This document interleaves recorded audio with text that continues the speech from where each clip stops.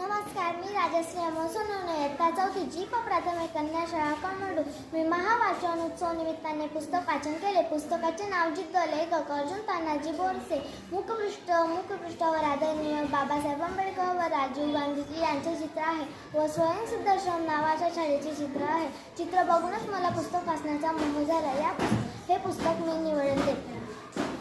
या पुस्तकात प्रेमचंद नावाच्या मुलाच्या जिद्दीचे दर्शन होते.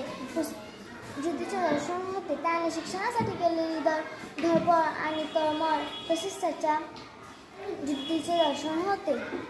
पुस्तक वाचून मला गरीब व श्रीमंत यातील दरीचे ज्ञान झाले. प्रेमचंदासारखी जिद्द व चिकाटी मीही आयुष्यात घेऊन खूप शिकणार आहे. धन्यवाद.